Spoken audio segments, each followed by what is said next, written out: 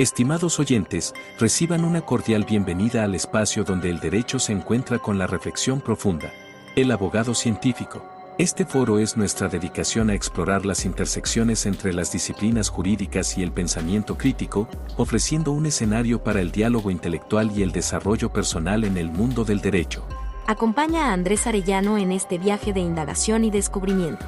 Cada capítulo está diseñado para profundizar en cómo el razonamiento analítico influye y fortalece nuestras prácticas legales, desafiando las convenciones y fomentando un entorno de aprendizaje basado en la comprensión y el razonamiento lógico. El abogado científico se compromete a ser una ventana a la exploración de conceptos jurídicos a través de la lente de la metodología y filosofía científica, con un fuerte enfoque en el análisis crítico y la evidencia. Este enfoque nos permitirá abordar temas desde una perspectiva única, desentrañando las complejidades del derecho y promoviendo una práctica legal más reflexiva y fundamentada. Así, los invito a embarcarse en esta aventura de conocimiento, donde juntos exploraremos los principios que forman la esencia de la abogacía. Prepárense para un viaje hacia la comprensión profunda y el enriquecimiento intelectual. Bienvenidos a El Abogado Científico. En esta ocasión vamos a hablar de la perspectiva de género. Evidentemente también vamos a seguir con semántica, no terminamos, pero pues para irle variando aquí un poco a los temas. Vamos a tomar de base algunas jurisprudencias y tesis aisladas de la Suprema Corte y algunos tribunales y el protocolo para juzgar con perspectiva de género. Vamos a tratar de responder a una pregunta. ¿A qué se refiere el género? Inicialmente se hará un análisis semántico para luego proceder a una reconstrucción conceptual de esas jurisprudencias y tesis y de algunos temas del protocolo. El protocolo de actuación para juzgar con perspectiva de género actualizado al año 2022 y que pues nada más voy a decirle protocolo. Cuando lo abres y te fijas por ahí en los pies de cita, existe una nota al pie de página que dice que fue basada en un cálculo estadístico de frecuencia y que sostiene una afirmación, que es la siguiente. Algunas juezas y jueces mencionaron no utilizar el protocolo porque no logran aterrizar la perspectiva de género a los casos prácticos. Si sigues leyendo y llegas al primer párrafo de la primera página, vas a encontrar que se afirma que existen conceptos que se vinculan de manera directa con la perspectiva de género y que han llegado al derecho a través de ciencias sociales como la antropología, la sociología, psicología, historia, y que no se entiende porque no son conceptos que no fueron desarrollados por el legislador, la jurisprudencia o la sistemática conceptual jurídica. Y por eso, según dicen, que resulta complejo entender de qué forma se relaciona con el derecho. Entonces notemos dos cosas en esto. La primera, que esa interdisciplinariedad del derecho con otras ciencias pues existe, está ahí, aunque muchos puristas normativistas lo nieguen y crean que el derecho no depende de otras ciencias o ridiculeces de este tipo, sino que también es algo que aquí se postula, ¿no? La necesidad de estar informado por otras ciencias, pero que el abogado es un científico en tanto él realiza investigación metodológica con determinado enfoque, un paradigma susceptible de verificarse o falsarse sus hipótesis, sus teorías, etcétera, ¿no? Y estudia casos de manera rigurosa, metódica, sistemática, etcétera, etcétera, ¿no? Y la segunda, que el que no se pueda aterrizar la perspectiva de género a un caso no implica un tema de capacidad intelectual, racional o lógica de la persona que pretende aplicar el concepto, sino que se trata de un problema de comprensión semántica. De ahí que para aterrizar la perspectiva de género a los casos prácticos es necesario saber de qué habla la perspectiva de género, porque entendamos algo. La perspectiva de género, por un lado, es un método, pero también tiene su lado conceptual. Y en su lado conceptual, acuérdate, antes de la metodología está la semántica. Primero hay que hacer un trabajo de semántica y luego ya aplicar el método que postula la perspectiva de género. Entonces tenemos que analizar los conceptos principales, ver su estatus, si es un enunciado, si es una hipótesis, si es un concepto, para saber cómo bajarlo a un caso práctico. Aquí puede ayudar un poco la reflexión crítica de la filosofía del género para que apoyemos en la construcción de una teoría del género más realista, porque la que existe es de corte pues parcialmente realista, porque parte de un sujeto que existe en el mundo independientemente del sujeto que piensa la teoría, pero también es ecléctica y nihilista y existencialista, ¿no? Es una mezcla ahí, pues más que nada ecléctica, medio extraña, ¿no? Y no trae una concreta ontología y semántica. Y aquí es donde entramos nosotros, los abogados, al hacer un trabajo semántico. Este es tema aparte, esto es de la filosofía del género, pero es útil para analizarlo también la filosofía política e identificar las ideologías. Punto.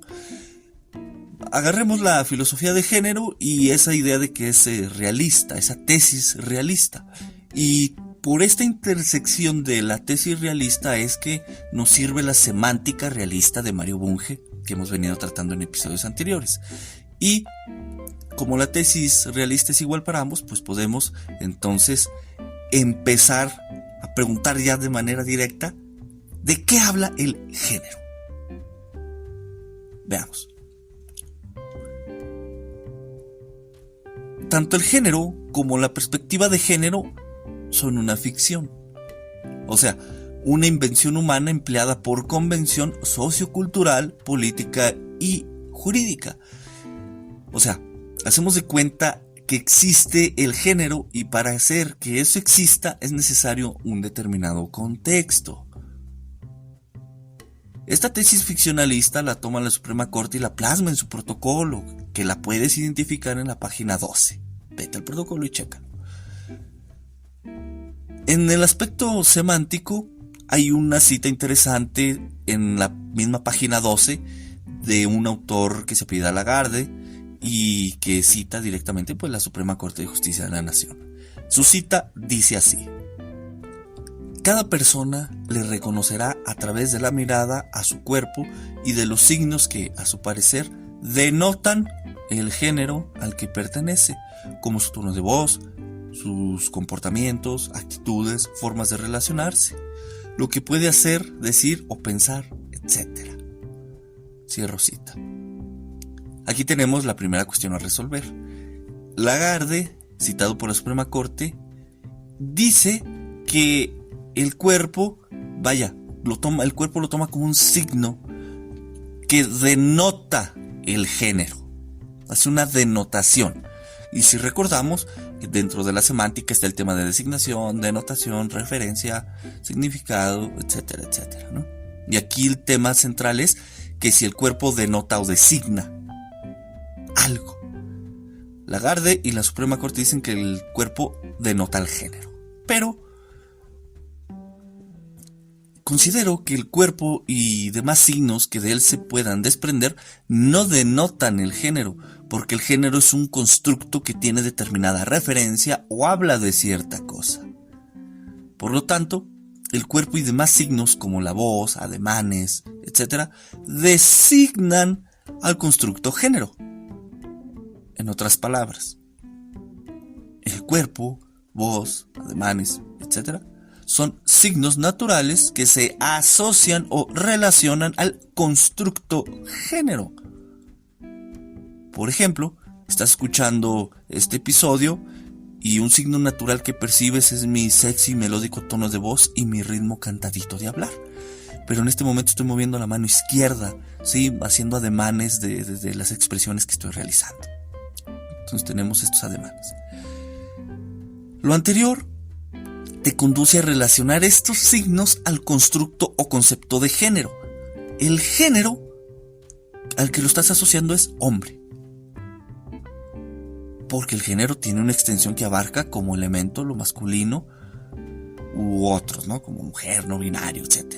Pero lo asocias al hombre o voz masculina. Así pues, concluyes que soy un hombre. Te vas pues al carácter del género hombre y del sexo masculino. Aquí ahorita se me juntaron los términos. Dices que soy del sexo masculino porque a través de estos signos que designan el género por mi voz, llegas a esa conclusión, ¿no? De que soy del sexo masculino, aunque igual si me llegas a ver en persona, sin que te hable ni nada, tan solo el observar mi cuerpo, los hombros anchos, brazos anchos, no sé, espalda ancha y características que se tienen, vas a decir es un hombre. Pero qué tal que yo diga que mi género es no binario. En resumen, el cuerpo es un signo natural que designa al constructo género. Del cuerpo vas a tomar que los ojos, que la voz, que las manos, etcétera, etcétera. Cualquiera de estos elementos para identificar este constructo, ¿sí? Para asociarlo a este constructo. Y ya, acuérdate que estamos dando por presupuesto la cuestión de que se entiende que es el sexo, asociado a genitales y a una cuestión biológica propiamente. Bien. Cuerpo designa al constructo género, porque el cuerpo es un signo natural. Con esto último entramos al tema de la referencia del género. Si el cuerpo es un signo que designa al constructo género, el género es un constructo que se ocupa de o trata sobre un conjunto de características socioculturales basadas en el sexo u componente biológico de una persona. O sea, el género es un constructo que habla de otro constructo derivado de implicaciones socioculturales. Se tiene una relación entre conceptos. Por último, la asignación del signo al constructo es arbitrario, porque si bien el cuerpo y varios de sus elementos son naturales y fungen como signo, acuérdate, voz, ojos, movimiento de manos, etc. Cierto es que puede tomarse cualquiera de ellos bajo cualquier creencia o criterio para relacionarlos al género. Y si te remites al blog, vas a poder notar un esquema, ¿sí?, de esto que te acabo de explicar, del cuerpo que designa al género y el género que se refiere a las propiedades socioculturales basadas en el cuerpo de un individuo. Esto lo vas a poder observar gráficamente, te dejo el enlace aquí en la descripción. Ahora, las características basadas en el cuerpo de una persona pueden ser intrínsecas, relacionales, cambiables e invariables. Aquí entramos a una cuestión ontológica, no se te olvide, ¿sí? Pero acuérdate que el ontológico se traslapa, se une con la cuestión científica. Este tipo de características intrínsecas, relacionales, cambiables e invariables queda claro con un conjunto de proposiciones que las ejemplifican, vaya la redundancia. Vamos con las propiedades intrínsecas. Estas tú las puedes identificar cuando expresas o se dice o escuchas que eres un hombre porque tienes voz gruesa. Eres mujer porque tienes voz fina. Las propiedades relacionales las podemos encontrar en expresiones o proposiciones como la que indica que la mujer tiene que atender al hombre. Una mujer no puede estar entre tantos hombres. El hombre se enlaza a su trabajo para poder darle de comer a la familia. Las propiedades cambiables las encontramos en este tipo de expresiones. El no binario oscila entre hombre y mujer. Él puede tener o no vello en sus piernas. Y finalmente las propiedades invariables o características invariables las encontramos con expresiones tales como no puede ser mujer siendo hombre o no puede ser hombre siendo mujer. Punto. Finalmente, la clase de referencia o universo de discurso de teorías de género, así como la sistematización conceptual jurídica, es sin duda el cuerpo humano, ¿sí? De lo que estamos hablando es del cuerpo humano, finalmente. Las propiedades o características socioculturales que se tienen sobre el cuerpo son representadas conceptualmente por medio de predicados. En este sentido, la voz fina, la voz gruesa, vello facial, axila depilada, pelo largo, pestaña enchinada, labio pintado, etc., son predicados o la forma conceptual de las características de una cosa, o sea, un cuerpo. Y esto, que forma parte del dominio, se puede enlazar vía uno a muchos. Acuérdate, vamos a decir que estas características se enlazan a muchos enunciados. Uno de estos se puede enlazar a muchos enunciados. Por ejemplo, la voz gruesa podemos meterla o ponerla en muchas proposiciones de diferente tipo. Esto es importante, porque por ejemplo, vayamos con la voz gruesa. Voz gruesa. Ella hace la voz gruesa como un hombre. O la voz gruesa es del hombre. O la voz gruesa indica un hombre fuerte y viril.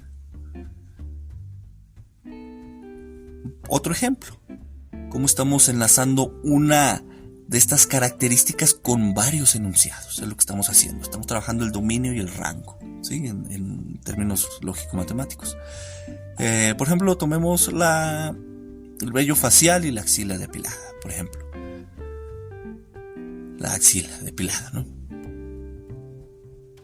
Todas las mujeres se depilan la axila. La axila de todos los hombres es con vello natural y no depilado. Entonces veamos cómo asociamos estas características con un conjunto de proposiciones, que sería el rango de estos dominios, estas características que son el dominio. Esto pues ilustra que como un solo predicado puede formar parte de una o más proposiciones socioculturales, no se te olvide. Lo expuesto es solamente una representación con el fin de ilustrar el trabajo que como abogado requerimos hacer para efectos de identificar los alcances del género dentro de ciertas expresiones de la vida ordinaria. Ya es trabajo de cada quien en caso por caso hacer el análisis de cómo la perspectiva de género funge en él, pero haciendo este previo análisis semántico, porque no nada más tenemos al género, también tenemos las categorías sospechosas, al sexo, etc. Ya más adelante hablaremos de las categorías sospechosas. Otra vez es un concepto que habla de qué. Entonces, teniendo claro esto, ahora sí sin problema podemos aplicarlo. Y también podemos ayudarle a los jueces nosotros en la audiencia para que utilicen el protocolo y logren aterrizar la perspectiva de género a casos prácticos. Porque ya es un tema metodológico al que le antecede una clarificación semántica. Este episodio muy concreto, muy específico, que más que nada fue práctico, y de lo que hemos visto de la cuestión semántica de los anteriores episodios, y por lo tanto espero te sea de utilidad y te incentive a tú mismo a hacer ese análisis semántico de lo que te interese de la perspectiva de género. Las tesis, jurisprudencias vienen un poquito después. Ahorita quisimos clarificar el concepto de género y esto lo podemos hacer con el análisis semántico. En otro episodio te voy a mostrar un ejercicio práctico, ¿sí? Real de un caso. Mientras tanto, aquí dejamos el episodio. Excelente fin o inicio o mitad de semana. Sigue escuchando este episodio. Gracias a todos los que se han suscrito. Los números se han elevado. Les agradezco. Visiten la página, visiten el blog. Ahí estoy subiendo cosillas que a veces no digo en los episodios o que ilustro de cosas que digo en los episodios, como en este caso del género y este tema de del signo que designa el género, que refiere al conjunto, ahí está ilustrado gráficamente para que puedan ustedes representarlo también en su esquema cognitivo y conceptual. Cuida tu salud mental, no me voy a cansar de repetirlo. Ve al gimnasio, toma agüita no seas tan criticón moralmente, entiende el género y su función. Y nos escuchamos en el siguiente episodio. Hasta luego.